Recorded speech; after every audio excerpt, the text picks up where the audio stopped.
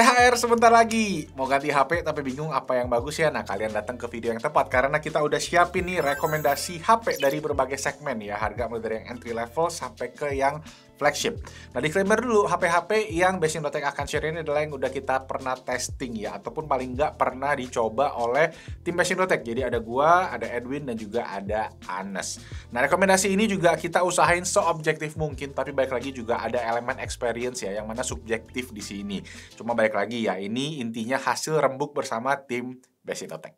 Nah, untuk harga-harga yang akan di-mention itu adalah harga-harga yang kita cek di marketplace yang memang ada catatan, yaitu biasanya tuh udah ada harga ketika dipotong voucher diskon. Nah, biasanya memang voucher-voucher yang dipunyain masing-masing orang itu nominalnya beda-beda. Cuma memang balik lagi, toko-toko yang kita referensi di video ini adalah yang kita cek udah ratingnya bagus dan punya reputasi yang baik. Tapi balik lagi, always do your own research. Ketika membeli online itu jangan lupa untuk bikin video unboxing, jadi pas smartphone-nya nyampe biar terhindar dari hal-hal yang tidak diinginkan.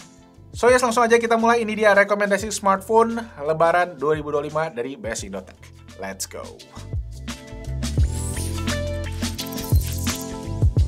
Oke, kita start dari 2 jutaan. Angka yang menurut gue reasonable untuk beli HP baru, biar enak juga dipakainya. Jadi di 2 jutaan ini, gue ada 2 rekomendasi. Yang pertama ada Motorola G45 5G atau G45, yang awalnya gue cukup underestimate ini HP. Tapi pas lama-lama nyobain, kok enak ya? Kok kameranya bagus ya? Videonya stabil banget, rapi buat harga 2,4 juta yang emang masih di harga promo Ramadan. Nah, yang gue suka juga, ini HP tuh desainnya cakep. Di harga segini, biasanya kita nggak akan ngomongin desain. Jadi kalau bagus gini, mesti banget diapresiasi. Storage-nya juga lega dan udah UFS. Buat yang pengen stok Android experience di 2 jutaan, Moto G45 ini sih nggak ada lawan. Oke, buat alternatifnya ada Redmi Note 14 4G yang ini sih buat yang pengen layar AMOLED Full HD karena si G45 itu tadi masih IPS dan HD aja. Selain itu udah in-display fingerprint juga. Chipsetnya pakai chipset sejuta umat yaitu Helio G99 dan kameranya udah 108 megapiksel. Harganya mirip-mirip nih di 2,3 jutaan buat varian 8256. Nah, ada satu lagi nih sebenarnya. Tapi ini special mention aja buat yang perlu HP badak. IP rating lengkap, cocok buat yang banyak kerja di lapangan. Baterainya juga gede di 6000 mAh, yaitu Realme C75. Tapi udah, itu aja lebihnya. Chipsetnya pakai Helio G92 yang hitungannya mepet banget nih buat harganya di 2,1 jutaan. Untuk varian yang storage 128GB. Jadi di antara ketiga HP tadi, gua sih pribadi prefer si Moto G45. Oke, kita lanjut ke 3 jutaan. Gue punya banyak opsi di sini. Jadi ini top 5 gue di 3 jutaan, yaitu ada Infinix Note 50 Pro, Poco X7 5G, Realme 13 Plus 5G, Poco X6 5G, dan Infinix GT20 Pro. Tapi gue ambil 2 aja yang paling rekomen, yaitu Infinix Note 50 Pro yang emang baru aja rilis nih HP-nya. Ini HP tuh yang punya fitur-fitur ajaib kayak support wireless charging dan dapat wireless charger juga. Frame-nya metal yang kehitung jarang ada di price range segini. Layarnya juga ajib pakai AMOLED 144Hz. Ada AI-nya juga nih yang nggak pakai Gemini tapi pakai DeepSeek. Harganya gue nemu yang paling murah itu ada di 2.999.000 yang udah lumayan turun dikit dari harga rilisnya. Nah, rekomendasi kedua yaitu Poco X7 5G.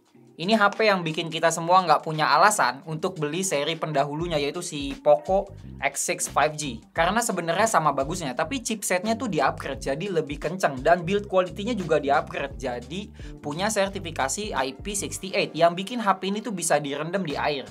Sisanya kayak layarnya bagus, ngecasnya kenceng, dan harganya worth it banget di 3,4 jutaan buat varian yang 256GB.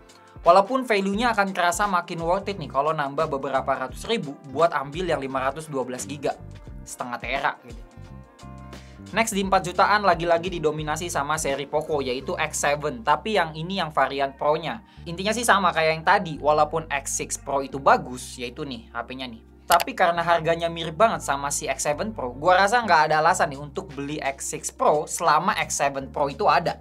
Upgrade-nya cukup banyak, mulai dari desainnya lebih minimalis, ganteng juga kan, chipsetnya lebih ngebut, IP rating di-update jadi bisa buat nyebur, baterainya lebih gede di 6000 mAh, dan sensor kameranya juga udah pakai Sony. Harganya ada di 4,8 jutaan untuk varian 12/512GB, yang gila banget sih, ini value-nya. HP under 5 juta terbaik ya, ini sih menurut gua. Next ada Poco lagi tapi rilisan tahun lalu yang masih going strong yaitu Poco F6. yang sebenarnya bakalan ada sih penerusnya yang bakalan masuk di tengah tahun ini. Tapi ini HP masih punya value yang cakep banget. Itu yang bikin harganya masih segitu-segitu aja. Turunnya cuma 100 ribuan aja dari tahun lalu di 4,8 jutaan. HP ini punya chipset yang kenceng, ngecas cepet, dan kameranya tuh bagus. Gua ada satu lagi nih sebenarnya sebagai honorable mention, yaitu Honor X9C. Yang cocok banget nih buat yang nyari HP lapangan. Udah pernah juga dicobain sama Edwin. HP ini badak banget, bisa jadi palu, bisa direbus, dibanting, dan berbagai macam durability test lainnya. Baterainya juga gede banget di 6600 mAh, ini yang paling gede dari semua rekomendasi saat ini. Harganya ada di 4,6 jutaan, dan di antara ketiga rekomendasi gue tadi, gue paling rekomend si Poco X7 Pro. Oke, lanjut di 5-6 jutaan. Rekomendasi pertama gue ada Galaxy A55. Ini HP rilisan tahun lalu yang jadi HP sejuta umat, laku keras. HP ini tuh bisa kasih experience yang nyaman dipakai, mulai dari bodinya yang pakai bahan metal ala flagship. Softwarenya juga enak banget dipakai, yaitu karena pakai One UI ya, yang udah bisa icip-icip Galaxy AI juga. Oh ya, kameranya juga bagus, apalagi video recordingnya udah masuk ke kategori smooth. HP ini tuh bisa dibeli di 5,3 jutaan untuk varian yang 8256. Atau kalau mau nunggu versi terbarunya yaitu si A56 juga boleh, karena bentar lagi rilis. Makanya pantau terus Best Indotech biar nggak ketinggalan infonya. Oke, next Xiaomi rilisan tahun lalu yang laku keras juga yaitu 14T. Ini HP tuh all-rounder yang paling kuat di sektor kamera karena udah co-engineered sama Leica. HP ini tuh udah ada aroma-aroma flagshipnya tipis-tipis, tapi sayangnya framenya tuh nggak metal, nggak kayak varian Pro-nya. Tapi untuk kualitas kamera udah mirip nih sama seri Pro-nya, jadi lumayan bisa irit 2 jutaan dibanding ambil varian Pro-nya. Karena harganya ada di 6,7 juta untuk varian 12/5/12GB yang worth it banget sih. Oke, lanjut nih, ada penantang baru yaitu Vivo V50 yang baru banget kita review juga. Ini HP adalah versi refinement dari V40 yang sebenarnya udah bagus juga, tapi kalau ada varian upgrade-nya ya ngapain beli si V40 ya nggak? Toh harganya juga sama di 6,5 jutaan yang sekarang masih ada di masa pre-order. HP ini tuh baterainya gede, kuat dipakai seharian, layarnya bagus, IP rating lengkap, jadi bisa buat dipakai nyebur dan kameranya cakep. Dipakai foto underwater juga oke tuh. Dan kalau ditanya dari ketiga rekomendasi gue tadi, gue pilih yang mana? Gue sih pribadi prefer si V50 ini sih. Oke, itu aja rekomendasi dari gue. Next segment bakal dilanjutin sama Edwin. Thank you Anes, sekarang saatnya gua yang share rekomendasi HP di atas 7 juta. Langsung aja kita mulai dari rentang harga 7 sampai 10 jutaan. Dan mulai dari Apple dulu ya, soalnya di video ini rekomendasi gue cuma ada 2, dan kebetulan dua-duanya ada di rentang harga ini. Yang pertama, iPhone 13, seperti yang udah dibahas Anes, karena sekarang itu udah makin murah di 7,3 jutaan. Dan ini value for money banget menurut gue buat sebuah iPhone yang experience-nya tuh masih nyaman di 2025. Dan berikutnya ada iPhone 15 juga nih, yang gue pantau sekarang tuh bisa didapetin di harga 10,1-an di TikTok Shop. Ini juga good value banget karena iPhone 15 itu bisa dibilang best basic iPhone yang juga nggak beda jauh gitu sama iPhone 16. Ditambah lagi dia juga portnya udah USB Type-C yang bikin jadi lebih universal. Jadi buat iPhone, di rekomendasi gue cuma ada 2 itu aja, karena iPhone 15 Pro itu udah discontinue, jadi stoknya tuh hampir goib. Dan kalau ada pun itu gue lihat mahalnya nggak masuk akal.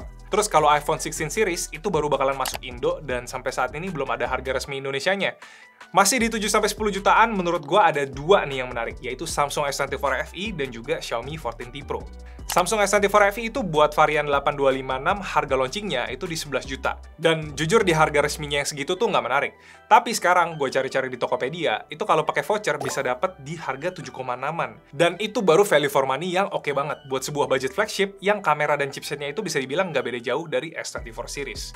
Kamera utamanya 50 megapiksel yang sensornya sama yang dipakai di S24 dan S24 Plus. Udah gitu, image processingnya juga pakai Pro Visual Engine yang mana selama ini tuh adanya di flagship S-Series-nya Samsung aja. Chipset Exynos 2400E juga performanya nggak jauh dari Exynos 2400 yang dipakai di S24. So, secara keseluruhan, experience-nya tuh bakalan mirip sama kakak-kakaknya. Di sini tuh bezelnya aja yang relatif tebel, itu yang bikin dia kelihatan nggak kayak flagship.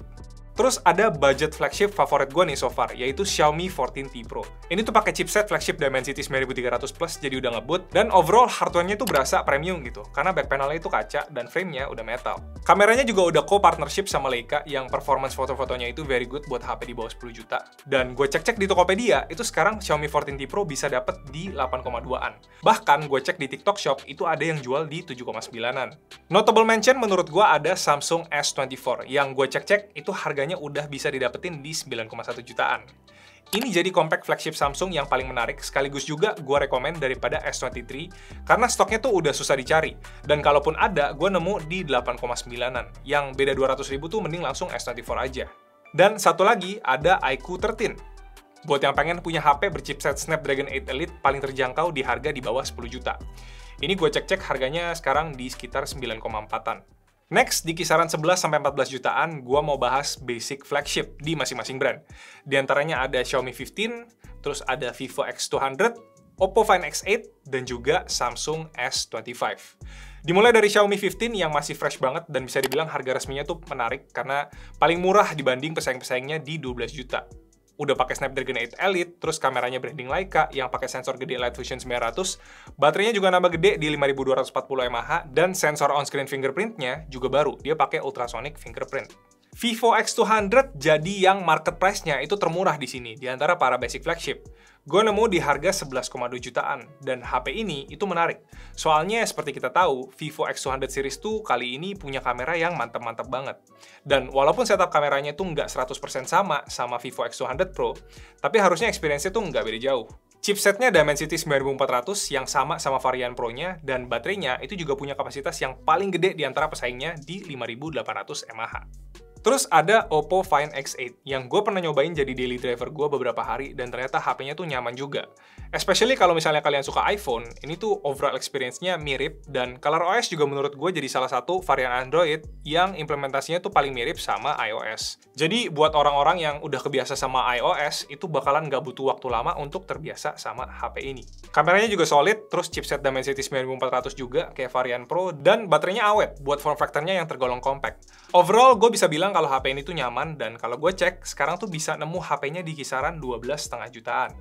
Next, Galaxy S25 jadi varian basic flagship termahal di video ini, dan walaupun nggak banyak berubah dibanding seri sebelumnya, tapi Snapdragon 8 Elite sendiri aja menurut gue tuh jadi sebuah upgrade yang cukup signifikan di sisi chipset. Apalagi di tahun lalu, S24 di Indonesia tuh kebagian versi Exynos, yang nggak sekenceng varian Naga. Buat yang pengen flagship Samsung tapi yang compact, kali ini nggak bakalan berasa terlalu jomplang di sisi ini, soalnya chipsetnya itu sama S25 Ultra. Saran gue kalau mau beli Galaxy S25 dan overall kalau mau beli Samsung, itu bisa pantau-pantau di online marketplace. Karena banyak seller yang jual di bawah harga retail. Dan kalau digabung sama voucher, itu bisa dapetin good deals. Contohnya gue cari-cari di Tokopedia, ini gue nemu harga S25 tuh di 13,2 juta. Yang ini tuh diskon yang lumayan signifikan kalau dibanding harga retailnya yang 15 juta. Notable mention di price range segini, gue mau rekomenin Samsung S23 Ultra. Buat yang kepengen nyari ultranya Samsung dengan harga yang lebih ramah kantong. Karena kalau gue cek-cek, itu sekarang masih ada yang jual nih di harga 12,6 jutaan. Lain cerita sama Vivo X100, yang gue cek-cek itu harganya nggak beda jauh sama Vivo X200. Jadi personally menurut gue mending langsung Vivo X100 aja. Di kisaran harga segini juga ada HP flip compact, yaitu Samsung Z Flip 6 dan juga Oppo Find N3 Flip. Buat kalian yang tertarik, harga-harga yang gue cek ada di sini. Dan pengalaman gue nyobain HP flip, itu yang paling bikin gue kangen adalah bisa dengan gampang selfie pakai kamera utama dengan ada preview ya. Jadi cocok banget buat kalian yang suka konten selfie dan vlogging. Next, kita ke ranah HP flagship yang ada di atas 14 jutaan. Ada S25 Plus yang harga resminya itu di 18 juta, tapi gue nemu di Tokopedia itu 14,8 juta. Jadi kalau kalian nemu di kisaran harga segini, itu bisa kalian sikat buat kalian yang lagi ngincer flagship Samsung yang non-ultra. Dan seperti di basic flagship, urutan harga resmi flagship top tier paling terjangkau itu mulai dari Xiaomi 15 Ultra, Vivo X200 Pro, Oppo Find X8 Pro, lalu Samsung S25 Ultra. Vivo X200 Pro menurut gue benar-benar jadi flagship Pro paling menarik tahun ini karena kameranya tuh bagus banget. Dan tiap kali gue ketemu reviewer-reviewer lain di event-event, itu juga banyak yang pakai HP ini buat ngonten. Harganya tuh juga menarik banget karena gue lihat itu banyak yang jual bisa dapet di harga 16,5 jutaan. Jadi gue berani bilang ini flagship yang paling value for money di kelas harganya. Berikutnya ada Xiaomi 15 Ultra yang baru banget launching di harga starting 17 juta.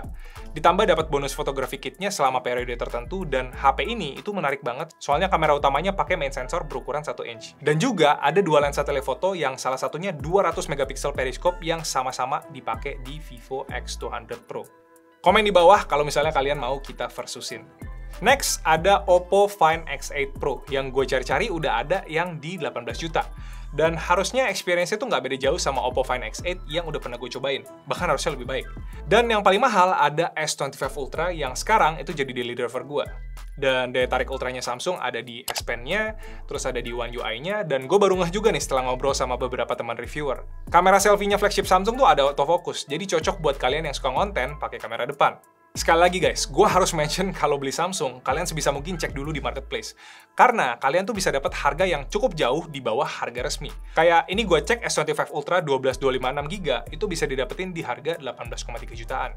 Notable mention menurut gue yang hidden gem itu justru ada di S24 Ultra, yang sekarang harganya bisa didapetin di 15,3 juta. Honestly, menurut gue experience-nya nggak beda jauh sama S25 Ultra, apalagi kalau misalnya nanti udah kebagian update One UI 7. Dan ini experience flagship ultranya Samsung yang bisa kalian dapetin di harga yang lebih affordable. Kategori terakhir buat foldable flagship, harganya gue pantau di seginian guys.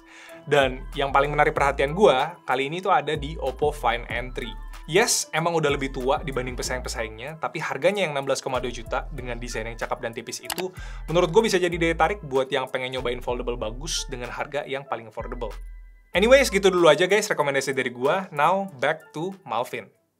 Oke, jadi thank you buat Anes dan Edwin. Sebenarnya udah hampir keseluruhan segmen ya dibahas sama mereka. Jadi paling gue nambahin beberapa yang belum kebahas. Kayak misalnya iPhone 16 series yang gosipnya udah bakal segera rilis di Indonesia. Karena postelnya itu udah keluar, TKDN juga udah keluar ya. Dari yang 16i sampai ke 16 Pro Max juga udah ada. Yang mana 16 series yang biasa sampai Pro Max itu kan rilisnya September kemarin. Jadi memang dari segi harga bocoran itu gue belum nemuin yang pas, masih simpang siur semua. Jadi gue bakal berpatokan sama harga tahun lalu, yang mana ini jadi preferensi subjektif juga ya dari gue. Nah, yang pertama kita ngomongin dari iPhone 16i sendiri. Kalau secara prediksi harga, kalau memang harganya nanti di atas iPhone 15 yang sekarang udah turun di 10 jutaan, gue rasa tetap mending iPhone 15 aja karena fiturnya lebih lengkap. Ada kamera ultra wide-nya yang bakal kepake terus ya setiap hari. Udah pakai Dynamic Island juga, yang mana sekarang banyak aplikasi yang udah optimal, dan MagSafe yang memang jadi favorit gue ya. Sedangkan kalau memang ada budget lebihan, langsung sekalian ke iPhone 16 reguler karena memang ya upgrade-nya banyak ya, desainnya baru, kamera baru, dan kamera kontrol yang memang gua rasa ke depan bakal dioptimalin lagi, terutama sama fiturnya Apple Intelligence. Cuma jangan pakai Apple Intelligence sebagai alasan utama untuk upgrade karena ya begitu masih. Nah, untuk 16 Pro dan Pro Max sendiri, ya gue tetap rekomen terutama buat kalian yang mungkin datang dari beberapa generasi iPhone sebelumnya ya. Misalnya iPhone 12 Pro, gue ada temen gue yang udah pengen upgrade, 13 Pro juga udah lumayan kalau mau upgrade. Tapi kalau kalian yang pakai iPhone 15 atau 15 Pro Max kayak gue, menurut gue ya nggak terlalu worth it untuk upgrade ke 16 Pro atau 16 Pro Max. Tunggu aja sekitar 6 bulan lagi udah bakal keluar iPhone 17 Pro yang mana katanya desainnya baru dan ya segala macamnya. Oke, paling segitu aja. Thank you semua yang udah nonton video rekomendasi ini ya. Ini pertama kali sebenarnya Basic.Tech bikin video rekomendasi buat lebaran. Jadi semoga bermanfaat, dan kalau iya boleh banget support Basic.Tech dengan kasih jempol ke atas. Jangan lupa juga subscribe ke Basic.Tech. Dan itu aja, nama gue Malvin. Thank you so much for watching and I'll see you guys on next video. Ciao. Bentar lagi lebaran, liburan.